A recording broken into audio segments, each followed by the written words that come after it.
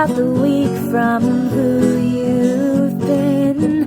Can you win this war you're in? Is your point laborious, or will you rise victorious? Oh, take it or break it. Take it or break it. Take it or break it. Earn your throne. Why, hello there. And it's funny to see you here. Welcome to Take It or Break It, the sports takes talk show of your dreams or your nightmares. I'm your host, Corbin Smith, who apparently thinks it's a good idea to turn the microphone down a whole bunch when he starts recording something. Yeah, there we go. That's probably good. I had like 10 cancellations this week. I had 10. I had a few cancellations this week, so, sorry. No new episode this week, but I have something very special for you. As you probably are familiar, me and John Wilms are doing a premium podcast over on patreon.com/takeitOrBreakIt, where we talk about old basketball games, specifically right now, the old basketball games of one Michael Jeffrey Jordan. And what we're doing this week is sharing an episode of that with you. So, we got an episode here where we watched a game where Jordan scored 49 points against the Philadelphia 76ers. But in all honesty, me and John, maybe we do a real mediocre job talking about the Jordan end of that, and mostly end up talking about early 90s Charles Barkley, who was an alien that was unbelievable to watch. Hey, enjoy. And if you want to subscribe, head over to the Patreon. That's patreon.com/takeitOrBreakIt. And sign up. $5 a month, once a week. You get to hear a fabulous podcast about basketball history. We do research. We do some audio editing. We actually try. And, that's what you get for your money when you're dealing with Corbin Smith. He tries a little harder. So, all right, everybody enjoy, and have a wonderful day.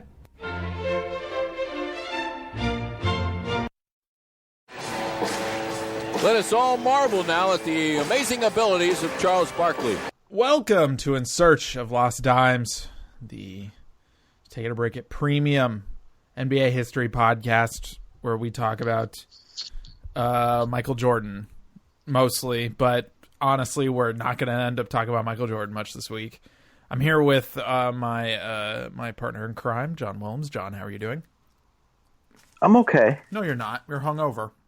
I'm hungover. Yeah, it's fine.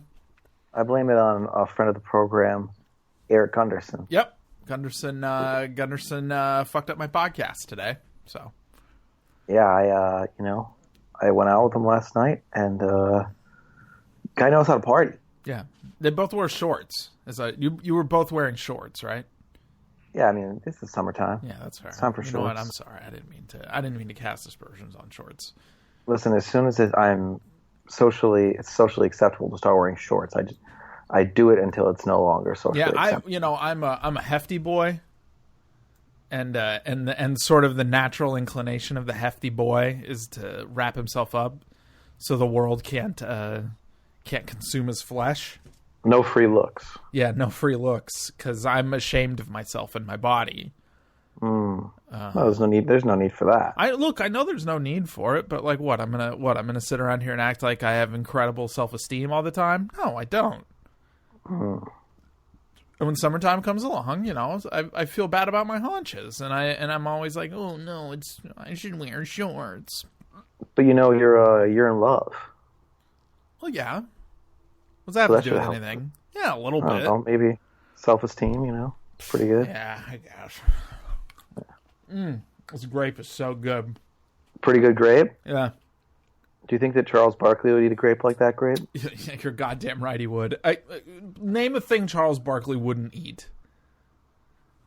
I mean, I don't think I can do that. Yeah. I was gonna. I paused for a second because I thought maybe there would be something that's not food that he wouldn't eat.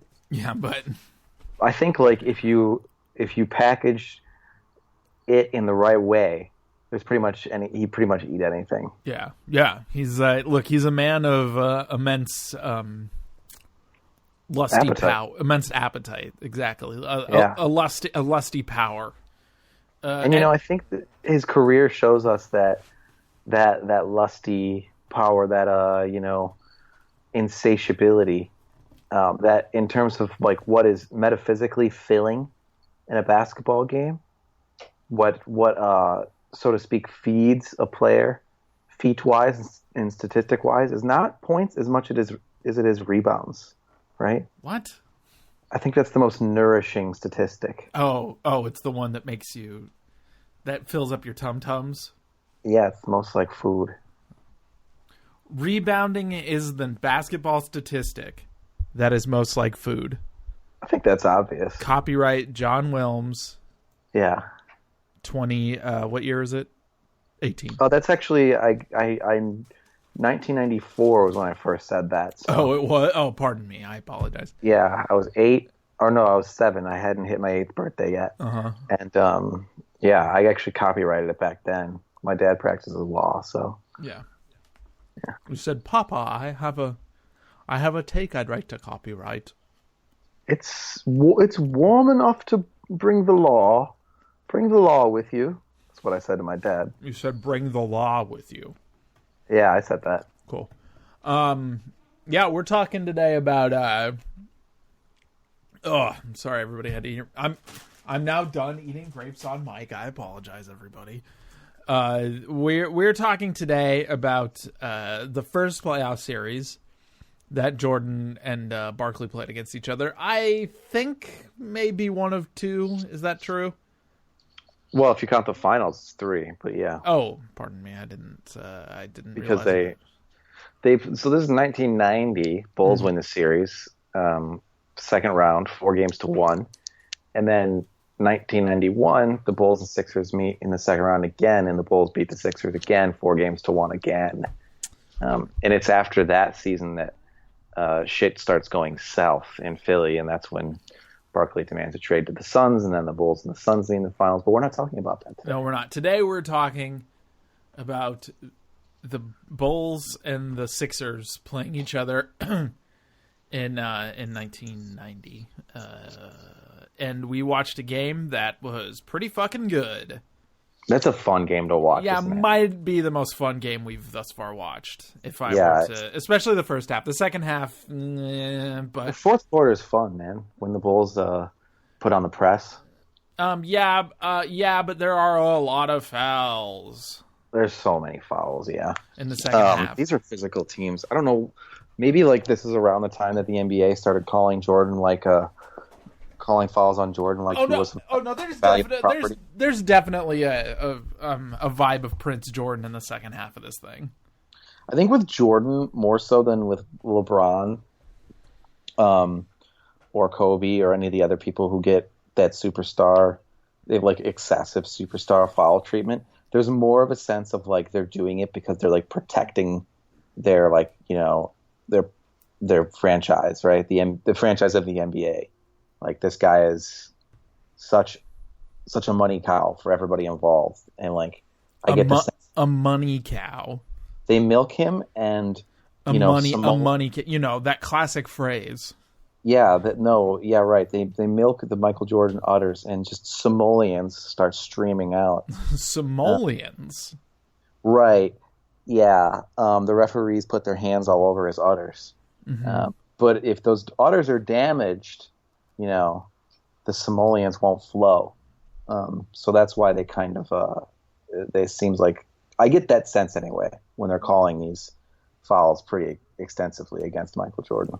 Michael Jordan in this game scores 49 points. What's our date on this one, Wilms? You'll have to pardon me. The date on this game, I don't know if I have a date. It's 1990. Let me look it up. Bulls Sixers game 3, 1990. This is we watched the only game that the Sixers won in this series. Yes, we did. And the Bulls were up 2-0 at this point, so they're going back to the spectrum. in Philadelphia, the stadium they played in at that point. The date on this is May 11th, 1990. May 11th, 1990. Anyway, so we are writing about May 11th. We are talking about the May 11th, 1990 game between the Sixers and the Bulls. Jordan had 49 points. 24 of them came in the fourth quarter. 24 of them came in the fourth quarter. I would go as far to say it is the quietest 49 points imaginable. It's actually kind of an odd performance in a lot of ways. Barkley, on the other hand, has a very loud performance where he notches 34 points, 20 boards, and 8 assists. He's insane. Probably should have had more assists, too. But he ended up having more MVP votes than Jordan in this season. Yes, he did. He did not win. Magic Johnson won. But, yep. He was second place, and then Jordan was third place. And Michael Jordan and Charles Barkley have already begun to be good friends at this point. Well, to the extent that Michael Jordan can be friends with anybody. But. I've been thinking about this. Michael Jordan is definitely a friendship guy. You're going to have to sell me. I think it will sell itself. If you watch the two together, they obviously have a true bond. He obviously has a true bond with Oakley. I would even say he has a true bond with Pippen. They're just not as natural of a fit, but that like all the experiences they went through together, particularly when Jordan came back from retirement the first time to win those last 3 titles, like I think Michael really missed Scotty, and they became a lot closer at that point. But they're not necessarily naturally compatible energies. Jordan and Barkley are like the most naturally compatible energies. Because they both like to party. They both like to party, and they both are just insane competitors, right? Did Pippen like to party? No. Okay. I mean, he didn't not like to party, but he wasn't insane about it like these guys. Yeah. They're both drafted, right? This draft is crazy. 1984. Jordan is number 3. Hakeem Olajuwon is number 1. Barkley is the 5th pick in this draft. I can't recall who was number 2 off the top of my head, or what team even had that pick. So let's just keep talking. Oh yeah, we'll go ahead and resume as if no one knows the things that they actually know. Impossible to know if you even ask me. Yeah, no. I mean, scholars for years have been trying to undig to say the truth. What was the second pick in the 1984 draft? What team had it? Who did they take? Why did they not take Michael Jordan? It's truly impossible to know. Wasn't it David Bowie? Which was weird because he's not even a basketball player. Yeah, David Bowie. Right. Some team in the Pacific Northwest. I think it was the Seattle Supersonics. Right. Some team that they overvalued. And they took the Thin White Duke, too. They took one of the Coke Bowies. It wasn't even... Right. They didn't even take Swole Bowie. They didn't even take a healthy Bowie. Right. They didn't even take Let's Dance Bowie of that era. Yeah. Anyway, 1984, Barkley gets drafted onto this Sixers team that is sort of like a dying juggernaut in some senses, right? The 1983 team won the championship, kind of one of the more overlooked great teams, right? Yeah, Dr. J, Moses Malone. Yes, and so Dr. J had a mustache at this point. It was like mustache Dr. J. Yeah, I'm kind of curious, like how the Sixers ended up with such a high draft pick, because 83 they won the championship, they won 65 games, and then 84 they ended up losing in the they ended up losing in the first round, but they won 52 games that year. Barkley didn't go that high. He was like 14th, wasn't he? I thought he was number 5. Boy, we're gonna have to look at the 19. Because he was an incredible college player at Auburn too. Yeah, but I not to slander the man, but it's hard not to look at him and realize that there could have been some downside there. Oh no, he went 5th. Yeah. Oh, they got the pick from the Clippers. Oh gosh. It says. How the hell did that trade happen? Yeah, another sad chapter for the Clippers. Yeah, right? Shout out to the. And on October 12th, 1978, Philadelphia acquired a first-round pick from the Los Angeles Clippers in exchange for... Ooh, John. I'm about to say the player who it was, and you are going to... It is. No, I'm looking at wonderful. it. I know what you're gonna. I know what you're gonna say. It is World Be Free.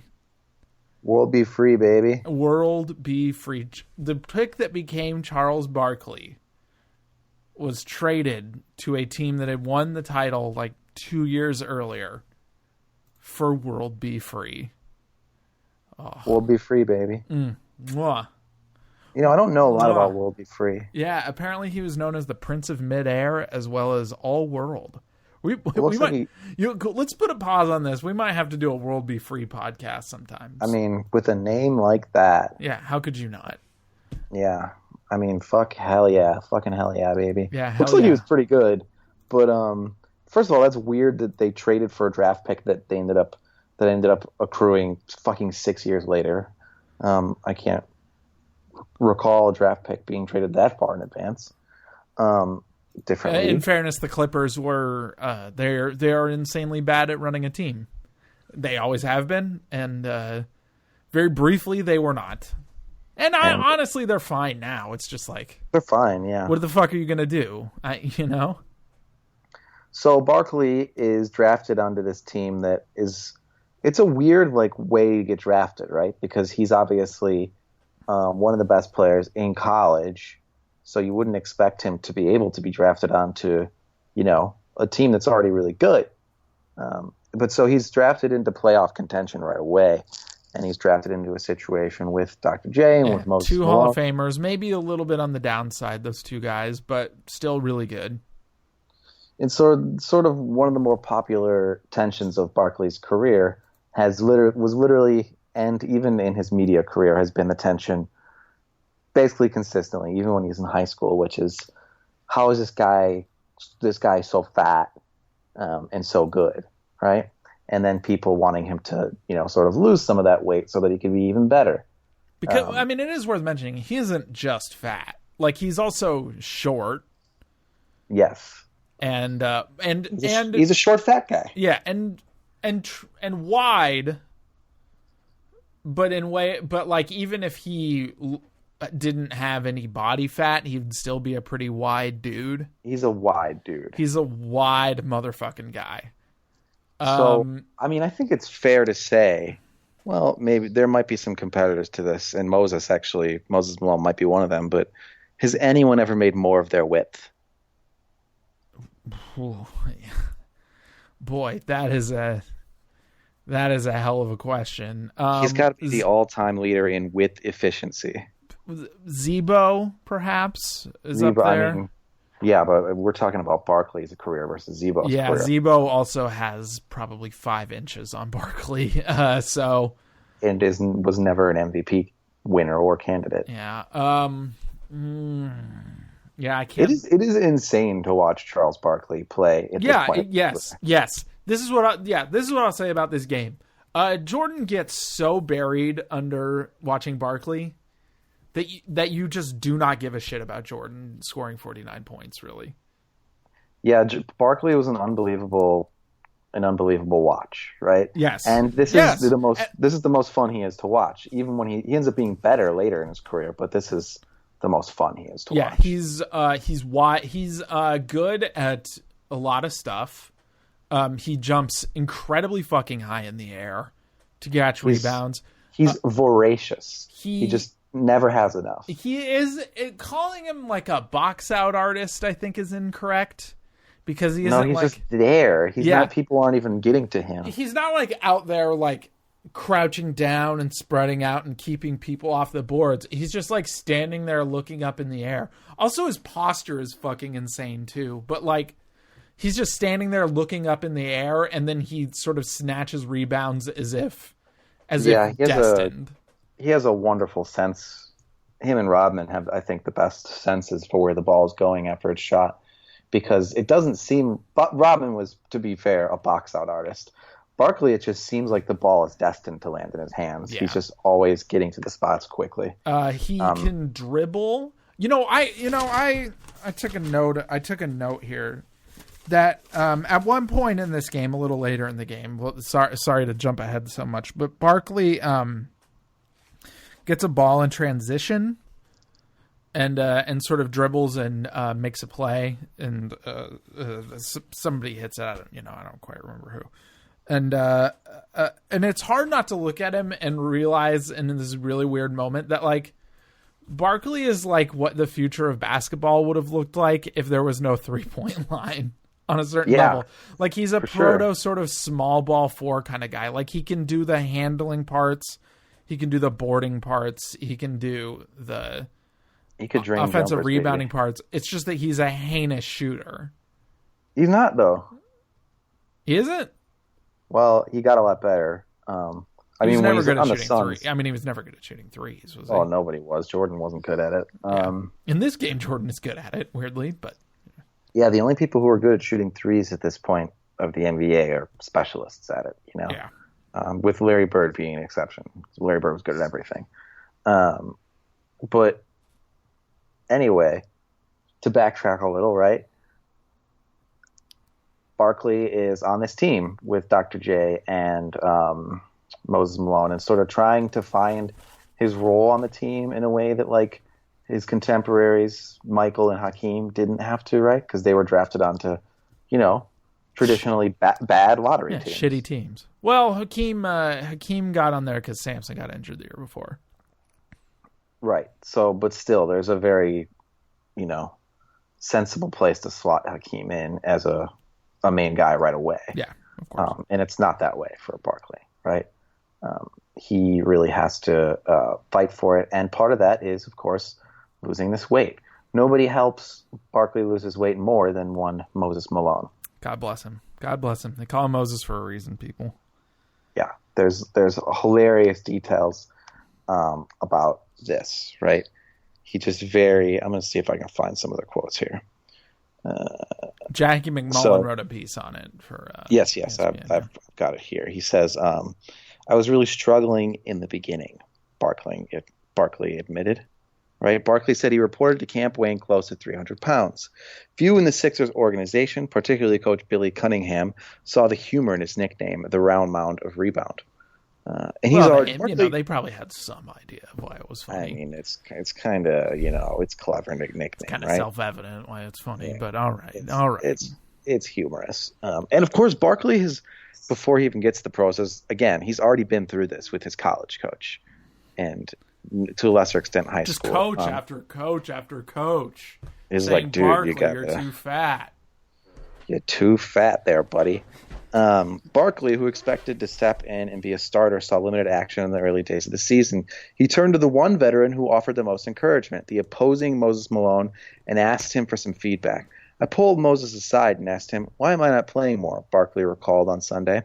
Malone turned, looked him up and down, and declared, "You're fat and you're lazy. That's why. You can't play basketball if you're not in shape." Malone, it should be noted, was definitely like an early workout guy too. He was. Yeah. He's and you know, again, this 1984 draft, Moses really helps Hakeem cut his teeth too, just because they're playing each other.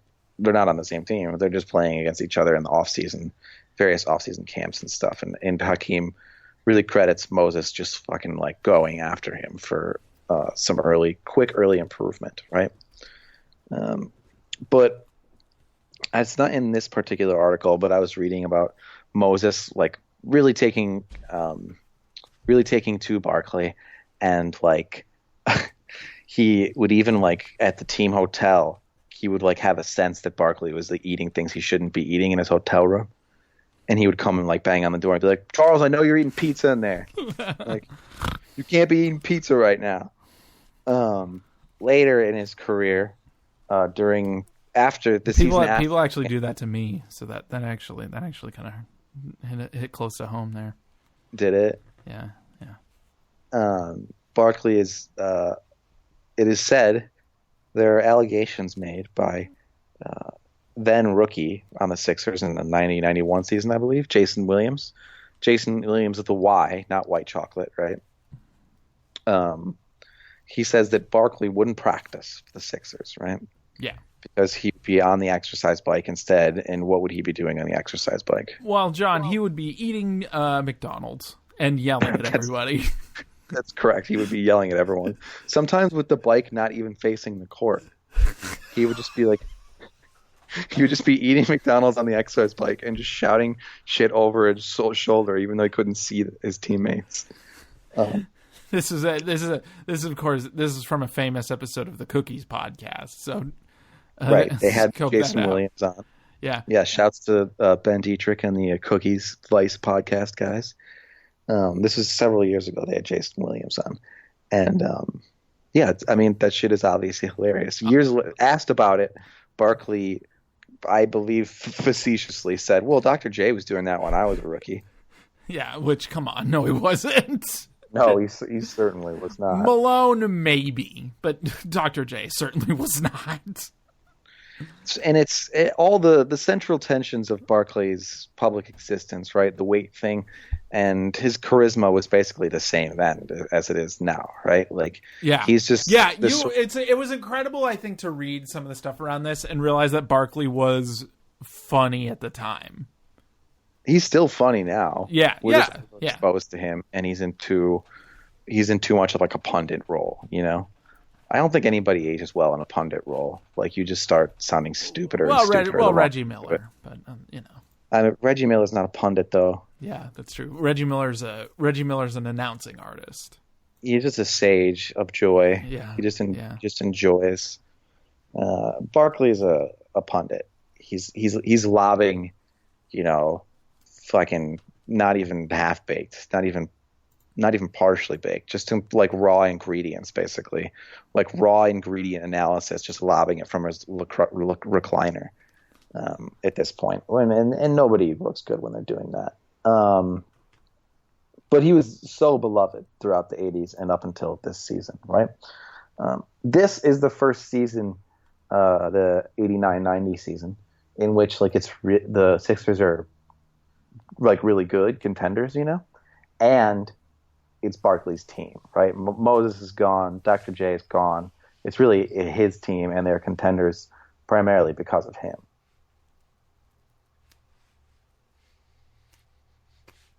You can add anything to that? No. What was I supposed to add? Oh, you could just say, yeah, dude, yeah. Yeah, dude. Yeah.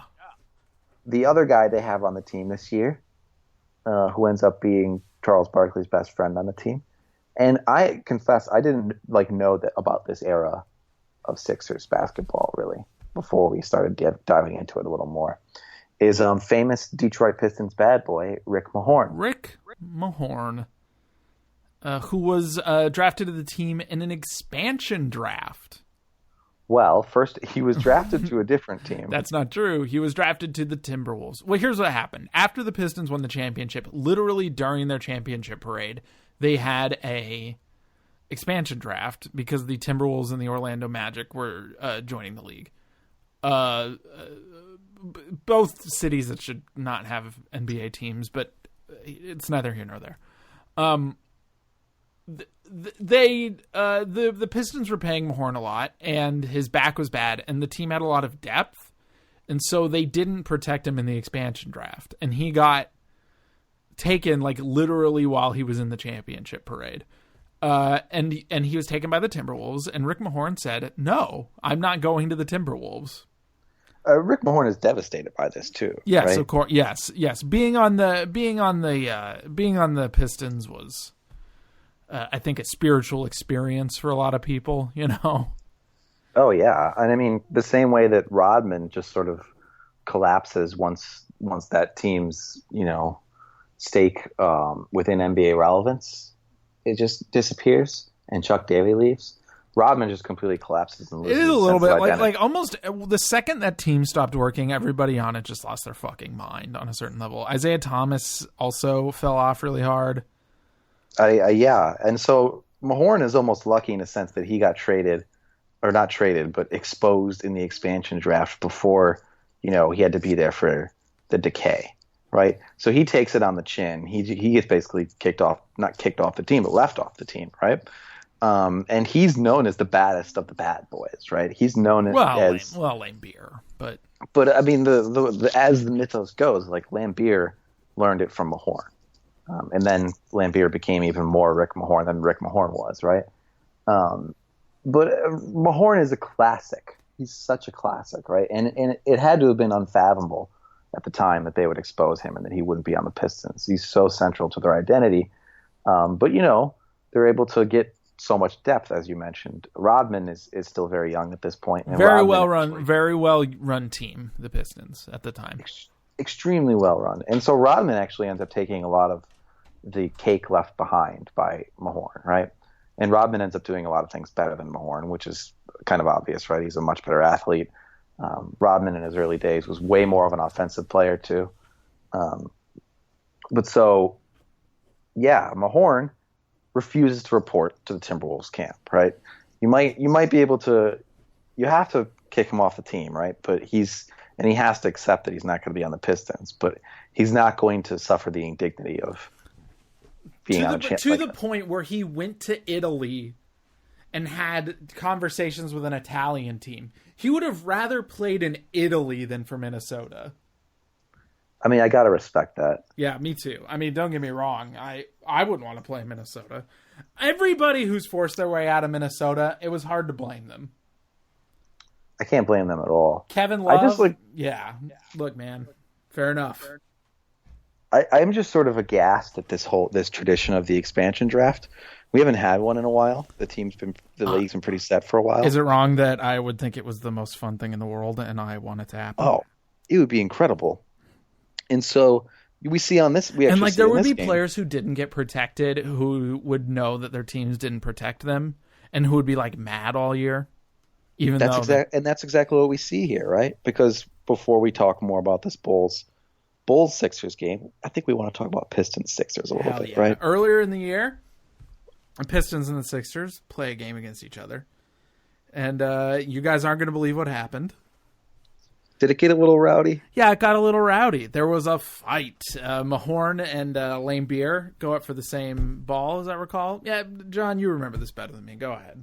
Yeah, the Sixers are very good this year, right? I don't know. I think they won 52 games or something. Let's take 53 games, right? Wow, 69 games. Oh, my God. Wow. 420 games. But so they are just whipping the shit out of the Pistons. And the Pistons end up winning the championship this year, by the way. So basically they win one championship, lose Rick Mahorn, win another championship, and then that's the next year is when the Bulls finally get theirs, right? Is when Michael Jordan deals with them. But at this time, the Bulls and the Sixers are basically playing. They don't know this yet, of course, right? But they're basically playing for second place in the Eastern Conference. That's kind of what this game is. It's the losers bracket, right? The second place bracket, because neither team is going to end up being able to beat the Pistons. This is the closest the Bulls get to beating the Pistons before they do it. I think it ends up being a 7-game series in the Eastern Conference Finals, but they still can't get over the hill. Anyway, the Sixers are a big part of this Eastern Conference competition landscape at this point too. All right, so the Sixers are whipping the shit out of the Pistons in Detroit late in the season. They're up 20 points. The game's pretty much over. There's been some chippiness throughout. There's one point where like Mahorn has the ball and he's playing keep away from Isaiah Thomas, and Isaiah Thomas just like punches him in the face. Like he doesn't hit him that hard, and he has to like sort of jump up in the air to do it because he's so much smaller. He's tiny. He's a tiny little man. And Mahorn is just grinning as this is happening, right? He fucking loves it. And Lambeer and Mahorn, again, they're so simpatico. Like those guys are like best friends, and so it's really weird for them to be playing against each other in this context and for it to start getting chippy. Mahorn has a breakaway dunk late in the game when the Sixers are kind of pouring it on, and Lambeer grabs the ball after that and just shoves it in Mahorn's face very forcibly, almost sort of indignantly and sarcastically. And Mahorn and Lambeer start fighting a little bit. But then Barkley rushes into the scene, and Barkley really... just straight up fights Lambeer. 26 seconds away now.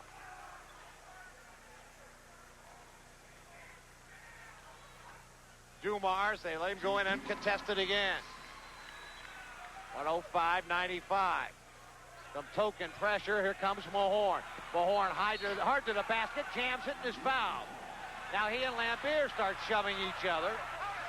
And now Barkley gets into it, and he and Lambeer. And now there are some punches thrown. Now we got not a little melee, a big melee, and there were punches thrown.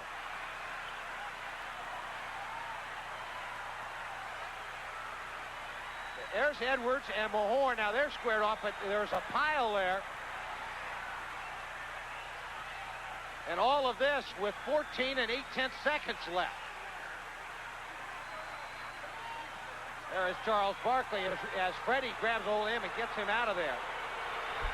He gives him a shiner. Yeah. He gets him right under the eye. And then everybody piles in on each other. And like everybody on the court just turns into like this big lump of flesh that like collapses into the entrance. It should be noted that Rick Mahorn is he has a gravity toward fighting on an NBA court, right? Like that is, I don't want to say unparalleled, but it's up there, right?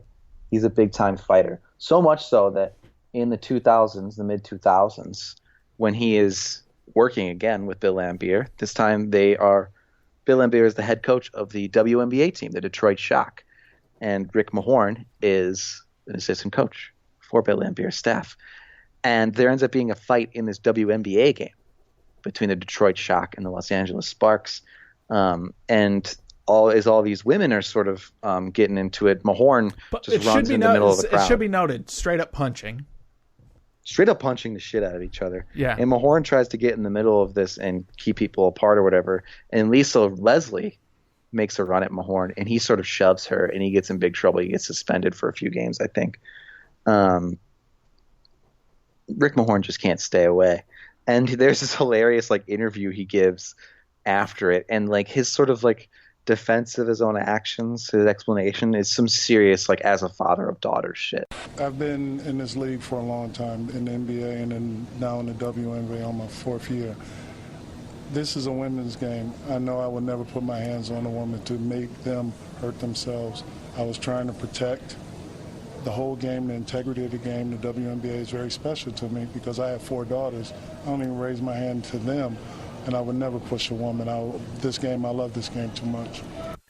Really ridiculous. Mahorn, much like Laimbeer, is this viciously physical, mind games, intimidation, dirty type of player, but also has a massive trollish sense of humor about it, and generally has a really good sense of humor. Yeah, Laimbeer is sort of unnervingly humorless.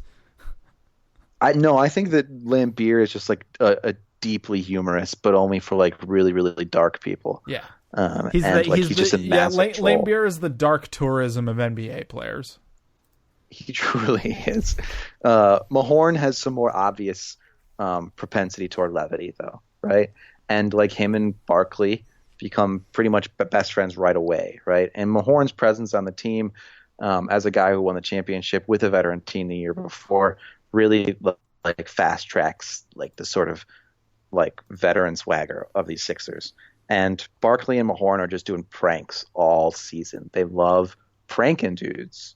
There's one, for instance, where it's like around Thanksgiving, and Barkley keeps leading different players on the roster into this like feast room, and they are picking up tray covers. Like, oh, here's the rice, here's the turkey, here's the whatever it is, and they pick up the last tray cover, and Rick Mahorn's head is under there. At the Sixers training camp, I pretended I was conducting interviews for a network special, and I pretended I was lobster bisque. Halfway through the interviews, I invited players to grab a bite to eat. Nobody knew that Rick was hiding under the table. He barely fit under the table. Fit under the table? It was a really, really big table. They've cut a hole on the table, and he sticks his head up. And they scare the shit out of Manute Bol, which is hilarious. Yeah, it's pretty funny. Probably the funniest person to scare. Right? Like the tallest dude ever. They also, I think this is the following season, 90-91. They do a prank in coordination with Muggsy Bogues, who is then on the pretty early years of the Hornets, right? And they end up drafting J.R. Reed, who's like I think a number 1 overall pick. But this is a very elaborate prank. You see Muggsy Bogues sitting with J.R. Reed, and they're watching a broadcast. They made a whole fake broadcast to trick J.R. Reed into thinking he got traded. As always, when there's a trade of this magnitude, you get 2 different types of reactions from both camps. We had the opportunity to speak with Rick Mahorn at one of our studios in Philadelphia, And he had this reaction when he learned he's coming to the Tar Heel State. You know, I'm really upset. I feel that the Sixers really got a bad trade right now. I feel that when they get JR, he's a talented player, but he can't hold the line. He can't do the things that I can do. I'm just really disgusted with the whole thing. And what are they going to call him, bump and rump now? You know, things like that really upset me.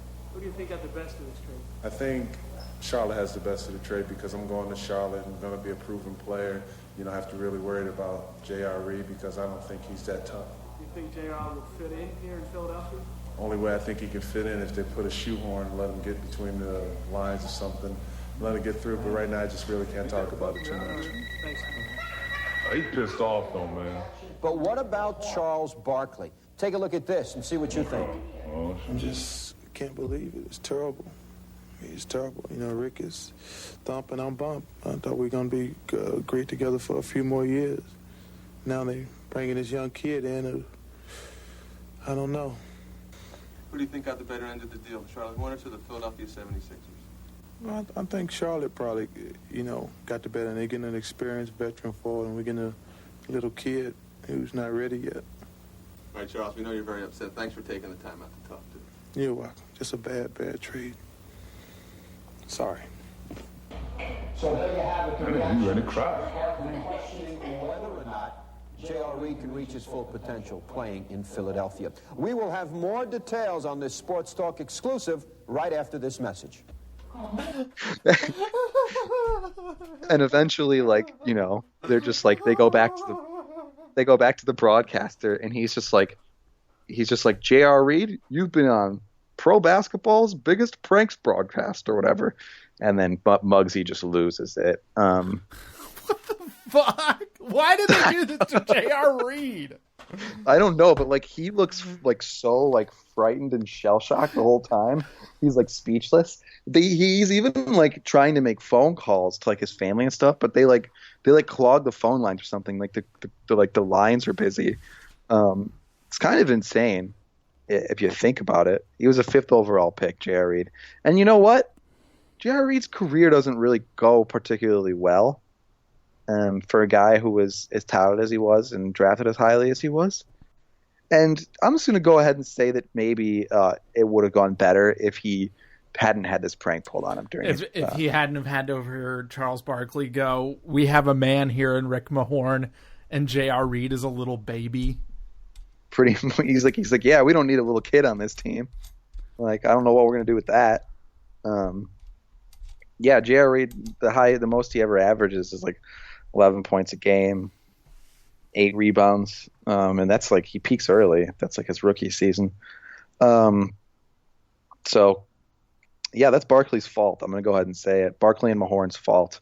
So Barkley and Mahorn are really great at you know, creating a sense of swagger, and they actually have a certain nickname that they call these guys, Bump and Thump. Bump and Thump, because they're both giant, wide monster men.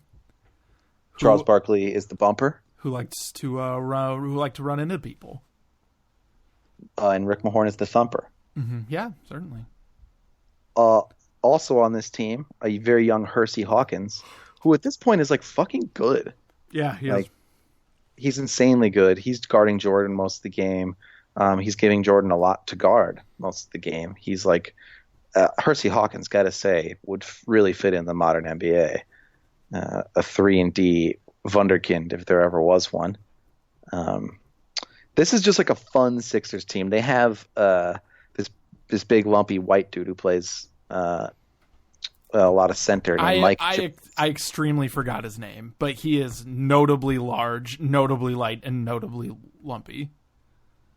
Mike Jaminski. Yeah, Mike Jaminski. At one point, Barkley shoots Jaminski like a perfect pass. Yeah, and he can't catch it. Yeah, and Jaminski straight up blows the dunk, and you can like hear him farting as he hangs on the rim. They end up making some sort of bet earlier in the season, a team wide bet, like, oh, if we win 10 games in a row, we all have to get our ears pierced. And they win like 12 games in a row. And Mike Jaminski is by far the funniest dude to see with a single ear pierce with a hoop, MJ style hoop earring. And Mike Jaminski is in current day like a college basketball analyst on CBS, and he just like randomly, more recently, just one day, just like wore his hoop earring, and a bunch of college basketball fans were sharing it around, and they're like, "What the fuck is Jaminski doing wearing this hoop earring?" And it led to people unearthing this Sixers team and remembering that funny story. So yeah, the Bulls really burst their bubble, though. Fun season, but the Bulls end up bursting their bubble pretty hard. Yeah, it's not particularly close, and the Sixers win this game, but it's such a strange game in a lot of ways that it's hard to imagine on a certain level that they couldn't. Barkley really is like tremendous in this thing, like 20 boards, snatching stuff, working in transition. He's a tremendous passer. Yeah, Barkley going end to end at this phase is it's the most fun. It's the most entertaining shit imaginable. What else we got? He does terrible gambles for steals.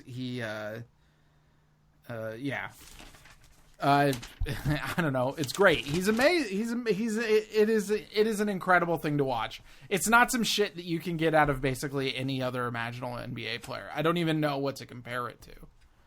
Yeah, I can't think of anybody today or ever who's as fun to watch going end to end. It's like, how is this fucking fat dude like so fast and athletic, and just like nobody wants to get in front of him, you know? And he just fucking dunks on everyone. He doesn't even do in a particularly that much in this game, but that's like a big part of his style at this point. The Bulls really burst their bubble, though, as we said, and they end up. Let's get to Can we do this half by half? First half, it's incredibly all Sixers, right? Yeah, they go up 20 in the first quarter. 27 is their biggest lead, and they just they're just scoring end to end. The Bulls look like what the Bulls would look like now. Like they're like jamming the ball into people and sort of taking weird, bizarre shots that aren't working out. Jordan is pretty anemic, especially in the first quarter. It's like almost it's a little like sad to watch. He's mostly just sort of jerking himself up for 2-pointers. But by the end of the first half, Jordan starts driving to the rim and opens the game up for himself. But the Bulls, the Bulls just look miserable in the first half of this one. Yeah, they don't look so good. Notable at this time is that Scottie Pippen's dad has just died. Oh yeah, that too. Scottie Pippen's dad died, and he's playing in this game, and Pippen is not very good.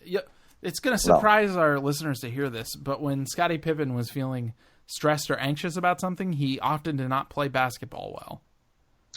Yeah, and he ends up not as playing. As opposed to Jordan, who when Jordan's dad dies, he dominates. So, or when he's sick, he dominates. Yeah, let's be honest. Another thing Jordan has on Pippen is that family death fuels him, as opposed to Pippen, who's really kind of shitty in this game.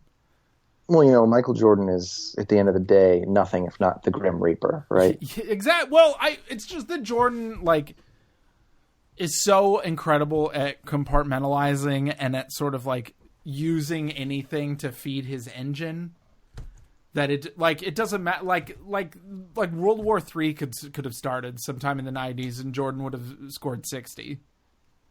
Yeah, it would have been incredible. Yeah, like there could have been a Soviet invasion outside the stadium. Like the mayor of Chicago could have been getting a bullet in the head, and Jordan would have just been like, "I got to go out there and dominate, baby," and everybody else would have, just been flopping around and freaking out and not knowing what the hell to do, and Jordan would have just gotten 100. That's what it would have taken for Jordan to gotten 100 points, is for public executions to be going on right outside, and he can hear the gunshots entering people's heads as he pulls up for a 3.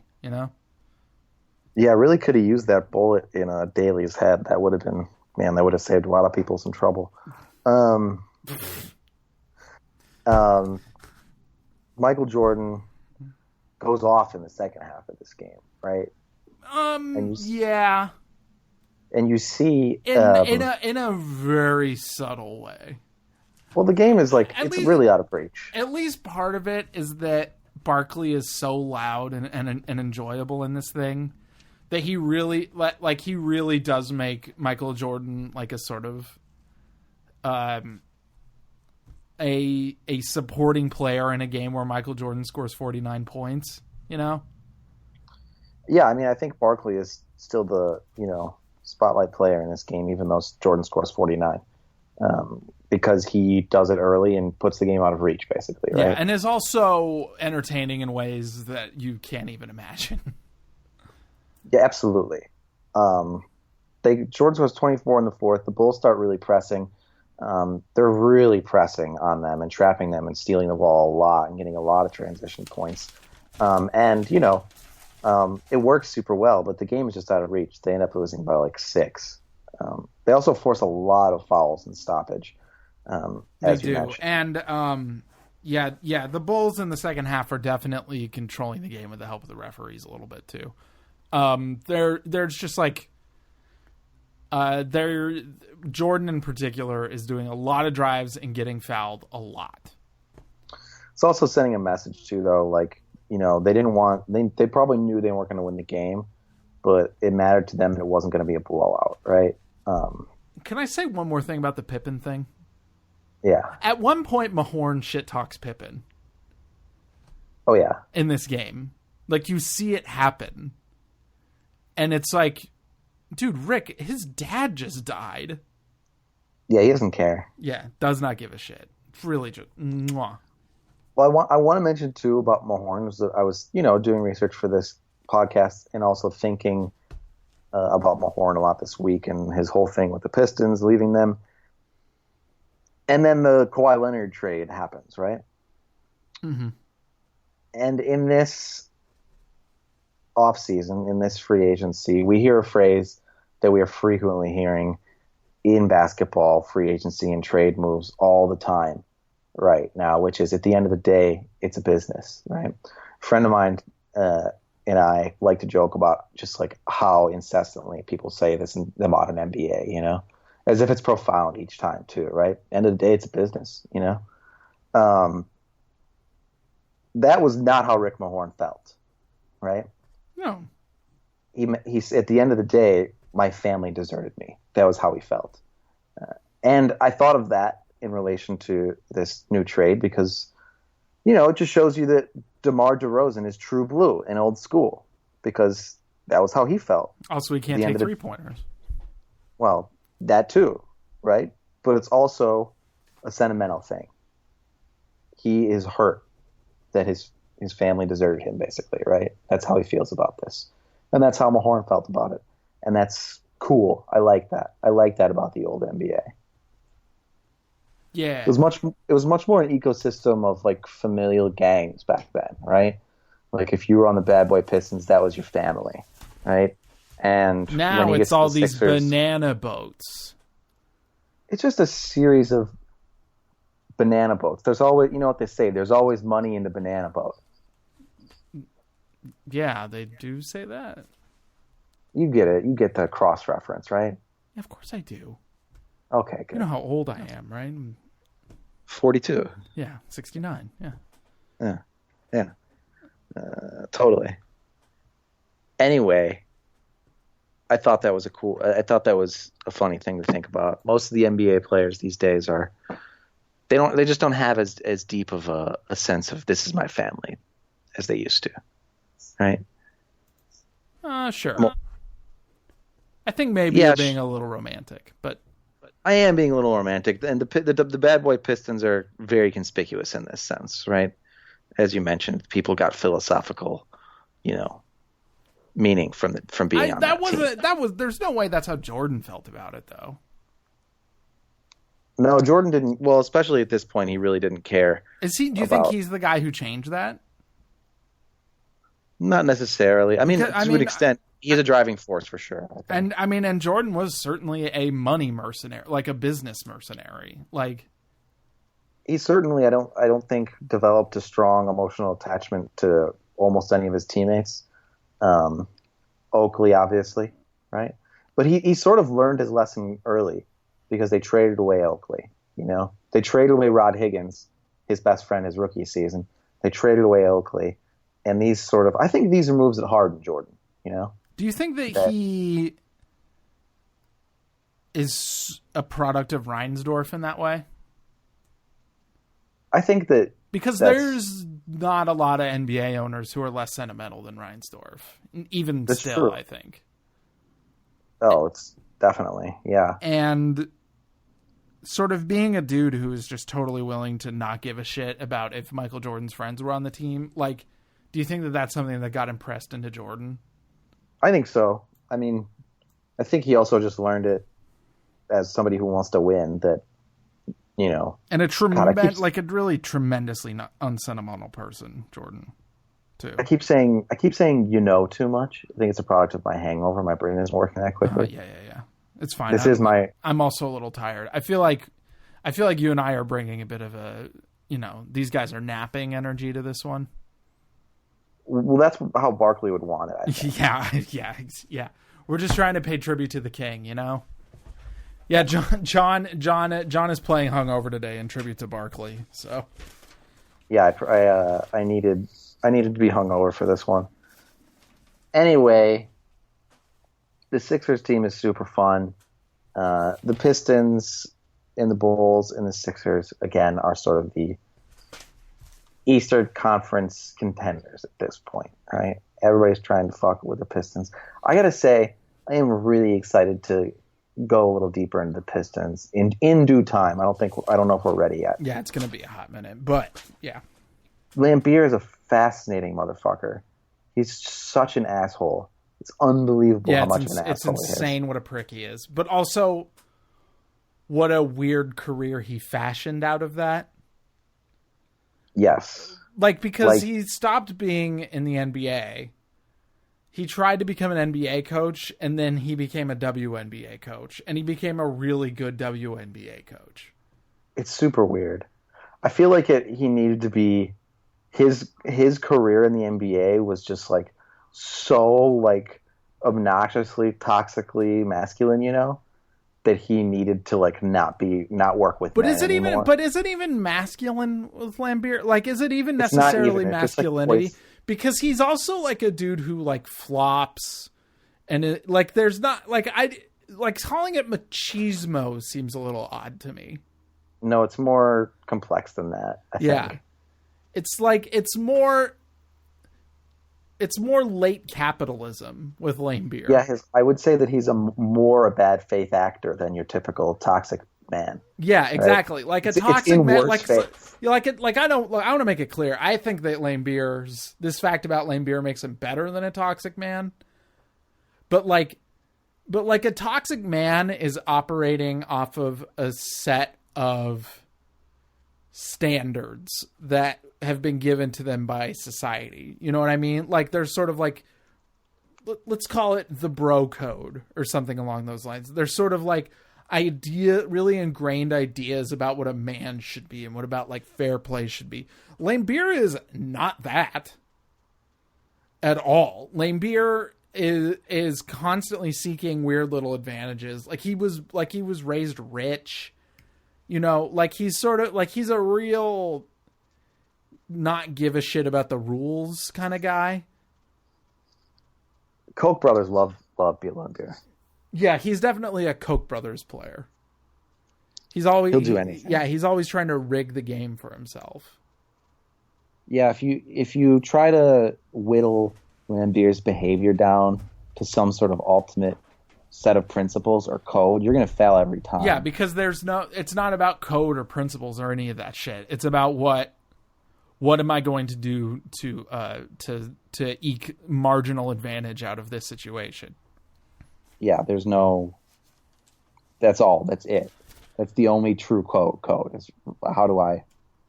Everything else is shiftable. Everything else is malleable. The way Barkley walks is incredible. Explain yourself.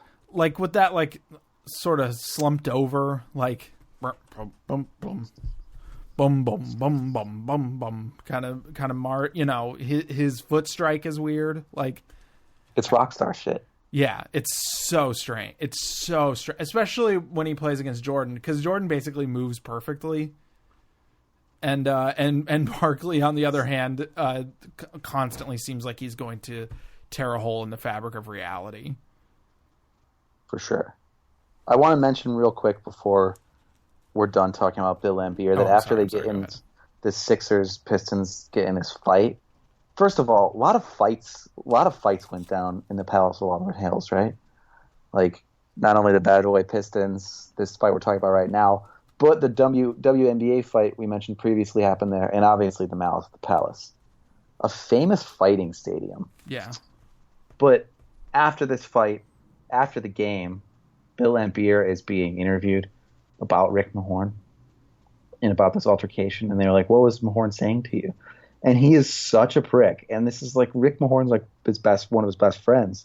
But as soon as he's not on the Pistons, literally later in their lives, Laimbeer would hire Mahorn to work for his coaching staff. Like, yeah, they love each other. Yeah. But at this point, they're like, what was Mahorn saying? At this point, he's shoving the ball in his face to start a fight. And when they're asking about Mahorn after the game, they're like, what was he saying to you? And he's like, oh, he was just unintelligible. That's the way he talks, which is not even true. Like, if you listen to Rick Mahorn talk, he's very well spoken. He's pretty hilarious. But Laimbeer is acting like he's just this unintelligible maniac. And it's kind of the way he says it. It's so disingenuous the way he says it that when they cut back to the broadcasters on ESPN, they're like giggling. They're like, "Oh my god!" Like Laimbeer is just like such an asshole that it can't not be funny. Yeah, huge prick. It's so odd that we've talked about Laimbeer for a while, but whatever. He's an endlessly fun guy to talk about, so what are you going to do? So the Sixers, much to their chagrin, are bump and thump, much to their chagrin. Can I read this thing? Go right ahead. This is the beginning of a Sports Illustrated article that was written during this series. Just another example of older sports writing just being out of fucking control in terms of its corny-ass wordplay and shit like that. This is by Jack McCallum. I actually kind of like this McCallum article, but go ahead. Did you? Some of it is just so corny. The Eastern Conference semifinal playoff series between the Chicago Bulls and the Philadelphia 76ers promised to feature the continuing adventures of Bump and Thump as the Sixers' noggin-knocking, body-bashing duo of Charles Barkley and Rick Mahorn have come to be called. But by the time the Bulls left the city of brotherly lows on Sunday night, a 3-1 lead tucked away in their black and red travel bags, Bump and Thump had all but turned into poofed and whoosh. Come on, dude. Brutal. Jack, get it together, my dude. And then he says, your Dream Team book is better than it has any right to be. Jordan scores 45, and then he says Jordan had already scored 39 and 45 points in Chicago's Game 1 and Game 2 victories at home, and was even more incredible in the Bulls' loss in Friday night's Game 3, the game we watched, in Philly, scoring 24 in the fourth period to finish with 49.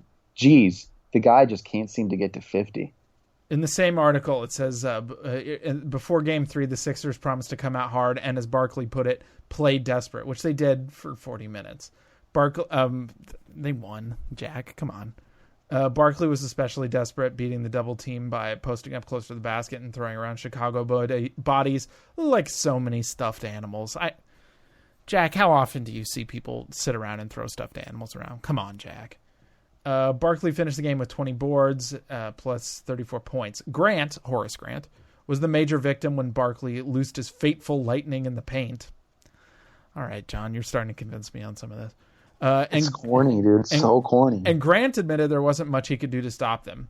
When the refs let him play, he's impossible, said Grant. How so? Grant smiled and got to his feet. Well, his favorite move is to stay in the lane for like 6 seconds. Then when the ball goes up, he grabs me here around his hips, gives me a yank, and pulls me behind him. Great move. Impossible to stop.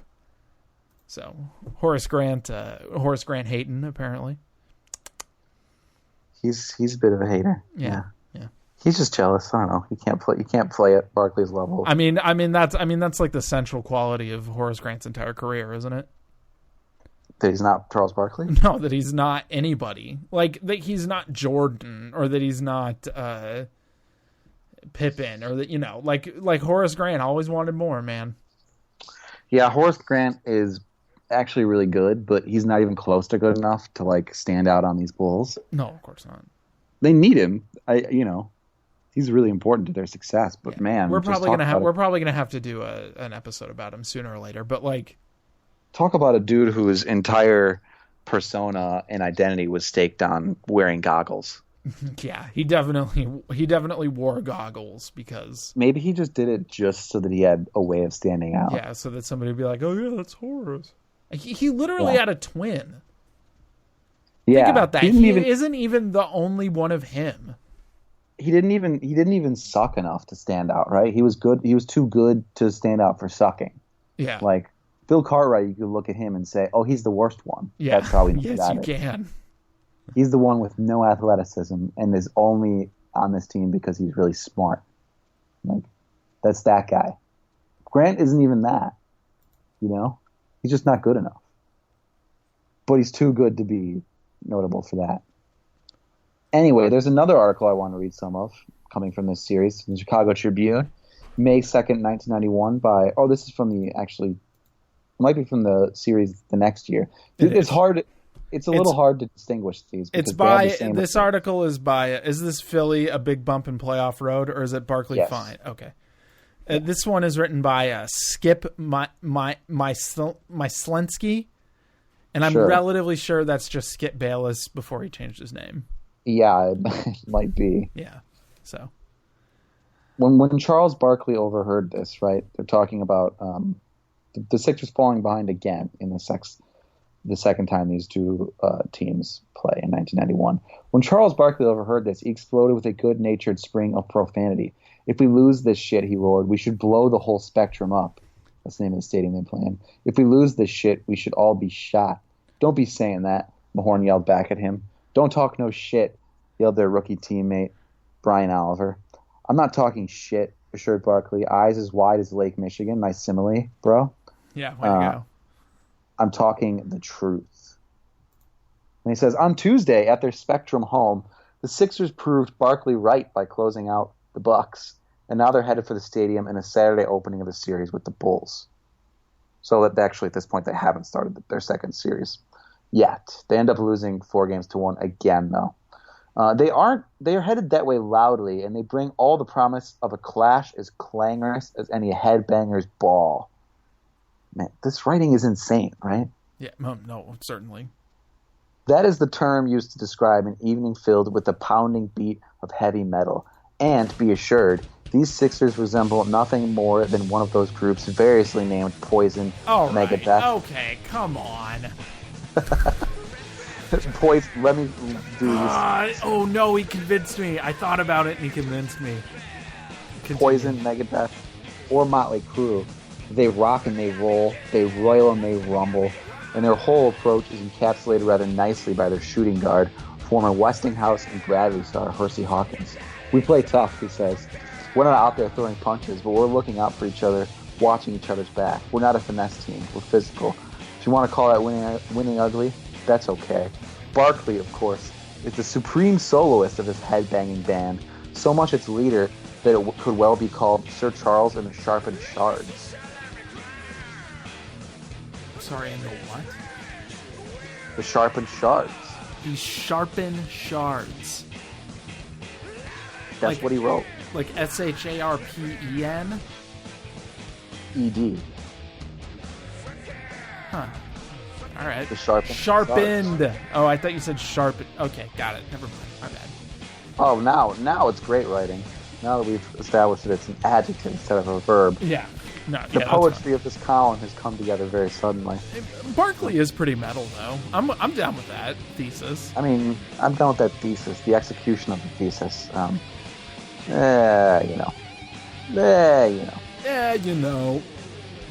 the best. Anyway, this article proceeds in similar fashion, just being unbelievably corny. Yeah.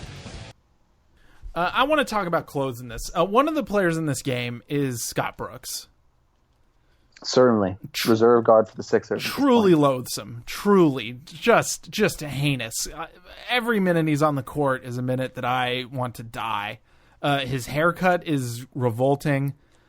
He wears tiny little shorts. I dislike everything Scott Brooks does in this game. But there is something about Scott Brooks that I would like to point out. It is that he wears, he, as does everybody in the game, wears short shorts still. We're basically on the precipice of that particular change in NBA's sartorial fashion. But they also all have compression shorts on.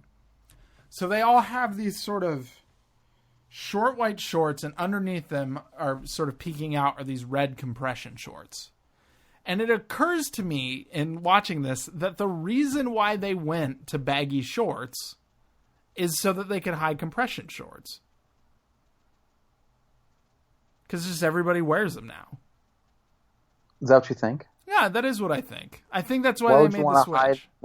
Why would you want to hide compression shorts that badly? Because they do cut kind of a weird aesthetic quality, I think. I think that they're not it's distracting to have like a uniform and then it ends and there's a compression short underneath it. Jordan's wearing them too, and so are like just most people on the court. And I think that they had become popularized around this time, and that the NBA was like, this looks weird and we should cover it up. And I think that's why they went to baggy shorts. Hey, man, that's a pretty hot take. Yeah, I don't know. It's not unreasonable, is it? It's not unreasonable. Yeah. Thank you, sartorial, historiography here. Who looks more like a Hitler Youth? Brooks or Paxson? Paxson. Please defend yourself. I would have gone Brooks, but I think Brooks has a very naive and innocent face. I guess that's true. I would not say that about John Paxson. I would say probably the opposite about his face. That his face contains horrifying secrets. Yeah, cruelty. Yeah, cruelty, madness, and death in the face of Paxson. What was the other thing I said we were going to talk about? The spitting incident. The spitting incident. So we're talking about a 1990 game, and this is the last year that I think the Sixers were good. The next year they started to fall. Well, the next year they lose a few more games, and they end up having the same result in the playoffs, right? Yeah. But and that precipitates a downfall because it's disappointing, right? Yeah. Every time a team is slightly worse, everybody loses their fucking mind. Especially if you didn't win the finals the year before. And especially if you lose in the same round to the same team 4-1 both times. Barkley also, in this season, 1990-91, starts to lose his handle on his pretty immense celebrity. The haters are starting to come out, right? Yeah. The Sixers are not... every last one of them. The Sixers are not improving. They have this massive improvement where they're basically a non-contender, and then they get Rick Mahorn, and Barkley plays out of his mind, and boom, they're a contender. People kind of expected them to improve immensely the second season with Mahorn, and they just don't. It doesn't work out that way. They're basically the same team, but with less excitement. And the haters are really coming out for Barkley, and he means to spit on a fan who's saying God knows what to him during a game. But the spit misses, and it hits a little girl. And Barkley is then suspended for a series of games, and really it's just ruined for him in Philly. It's never going to be the same.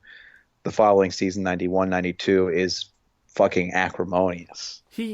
About this, he says... you do stupid things and stuff happens, Barkley told the Philly Daily News when he arrived in Charlotte. I just have to live with a stupid mistake.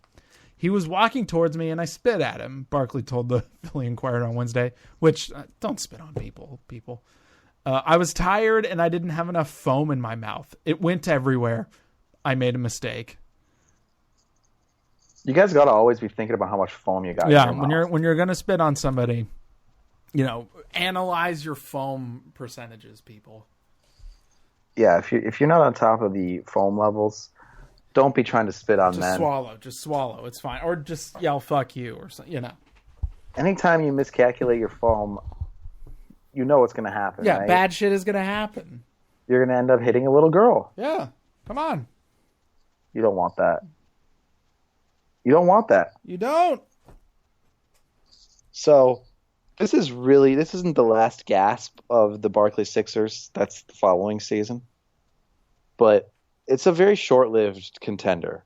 They really just have these 2 years that are exciting. Barkley has to, again, sort of ease his way into his role as the franchise player because he's stepping on Malone and Irving's feet. And then he's just not good enough for a minute. And then when it comes to be time, it just doesn't last very long until he gets traded to Phoenix. Too unstable. And the team is clearly suboptimal. It's not that good of a team. Yeah. It's They also hard get not hurt. to watch. They start suffering injuries. It's hard not to watch Jordan's team and not think like that team is pretty immaculately constructed compared to this one. Yeah, you really do have to tip. The more you watch these games, the more you do have to tip your hat to Jerry Krause, honestly, because these rosters are so like perfectly constructed strategically for the era of basketball that we were playing in. Yeah, that sort of grindy '90s shit. Like they just seem to have an answer to every riddle that a team might. And then Phil Jackson too. Like the triangle doesn't work anymore, but at the time, if you wanted to isolate a lot and you wanted to drive to the rim a lot and you wanted to constantly slow down a game, like there's probably not a lot of ways to get people in better positions than sticking them in a triangle. Did you see that? Oh, gross. Somebody posted something gross on Twitter. Did you see that Kobe Bryant is coaching his daughter's basketball team and making them play the triangle? Yeah, I saw it. It's so insane. It's so stupid. It's kind of disturbing, honestly. Yeah, it's you guys aren't going to believe this, but Kobe's kind of a narcissist. Yeah. Triangle offense is so dumb. Kobe is like Jordan if Jordan like bought his own mythology. Yeah, Jordan doesn't though. Yeah. He does it like he creates or is a partner anyway in creating his own mythology. It's ultimately like corporations, who do this, who build this myth of Jordan, and he is a very willing partner in the creation of it. But it's not how he sees himself. No. The way he sees himself is his own business. Like that's a private thing. And now only in retirement, beginning with the Hall of Fame speech, do we see how he views himself? Yeah. And is he willing to let us see that? Is he sort of willing to let the walls down? And it's very, very different. I think that Jordan sees everything as a struggle. And yeah. I think that Kobe sees everything as something that like is supposed to come to him. Jordan again is a friendship guy. Yeah. That was sort of the miscalculation that Kobe made too in trying to become Michael Jordan. Was it like he thought that Michael Jordan was absolutely and at all costs a savage, and that was all he cared about? Well, that is true in terms of competitive basketball. But off the court, Jordan's a person. He likes to have friends. Kobe was just like, oh no, this has to be my entire personality. I can't even have friends. Because Kobe doesn't have friends. Oh, it's actually kind of sad if you think about it. No, not really. I'm good. Yeah, probably not. Yeah, I'm good on that too. Fuck him. I don't care. Michael Jordan, though, friendship guy. Yeah. What else we got today? Well, I got a news item that just crossed my line. You want to hear this? What's going on? Go ahead. Michael Beasley is joining the Los Angeles Lakers. Hell yeah! Oh my god! That's really exciting. Murderers Row in LA, baby. I'm pretty excited about that, actually. Man, we might have to do a whole podcast about this one. Yeah. Another premium pod just about Beasley, baby. Yeah. Oh, my God. The shit that he's going to say all year is going to rule. Well, legal weed in California, too. Dude, the oral history on this team is just going to be it's gonna straight be poetry. It's going to be such a stupid team. It's going to be poetry, baby. You know what it's going to be like? It's going to be like the 1990 Barkley Sixers. It's going to be so much dumber, though. Yeah, it's going to be like the stupid 1990 Barkley Sixers. I guess there's no Mahorns there yet. They got to get a Mahorn. They don't make Mahorns anymore. Guys whose main skill in basketball is intimidation. Yeah. Let's see. We don't have those anymore. Draymond is a little bit like that, but he's way more skilled. Perkins acted like he was, but he wasn't. You can't stay on the floor just doing that, though. Yeah.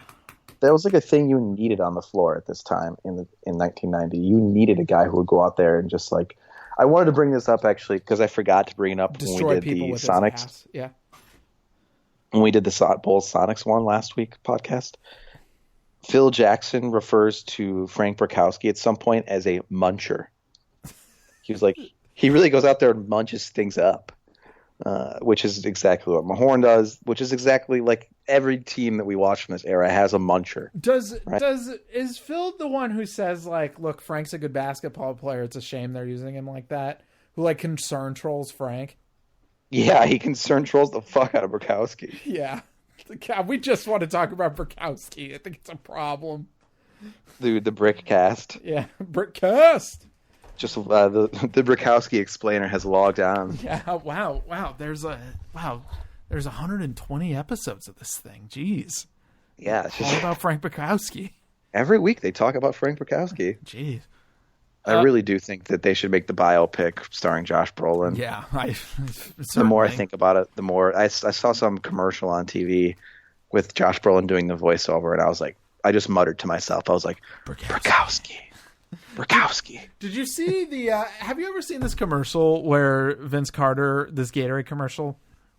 We're just totally off topic now, but this Gatorade commercial where Vince Carter plays one-on-one against an actual Raptor. Yes. It's old, right? Yeah, it's pretty old. I remember that. It's fucked up. Wild. Yeah, it's sort of graphic. And like the Raptor like dunks on him at one point. Like the Raptor's getting it in. Man, I want to try to lock down that Raptor. I've always wanted to play basketball. It's just so like let's say theoretically that Michael Jordan had become a Toronto Raptor and he was in a commercial where he played one-on-one with the Raptor. He would not come even close to consenting that the Raptor dunk on him. No, I don't think he would like that. He would have to dominate the Raptor back to front. It's what made him the greatest. It's what made him the greatest. Yeah. Anyway, so this game was good. Jordan scored a lot of points, but it was kind of inconspicuous. The Bulls lost. Barkley fucking rules. Barkley's. I really want to mention I love this court. It's very basic. It just has that it's a little. They have that ring at Court Center. This is like a rainbow ring. It's a very pre 1991. It's a very pre MJ winning 3 titles in a row. Sort of set up back to front because it's local announcers too. In like a playoff game. The logo has no correlation to the Sixers logo at Court Center. Yeah. But it becomes sort of like definitive to the vibe. Yeah, it's the one it's like the one they use for conventions. Yeah. Yeah. It's pretty funny. Yeah. Ha ha. Yeah, so Jordan and Barkley, this is the first time they play each other in the playoffs. They've been friends ever since '84 because they met at the Team USA mini camp, and they just automatically love each other. Anytime they play against each other, they go get dinner when they're in the same city. We'll talk about the second half of it. The idea that Jordan was subtly poisoning Barkley.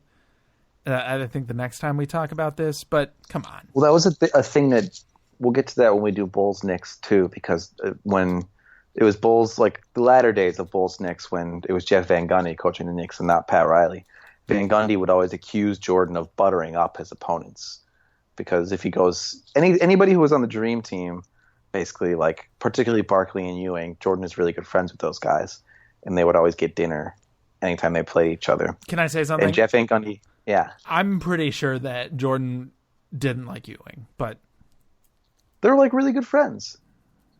All right. He's hired him like twice.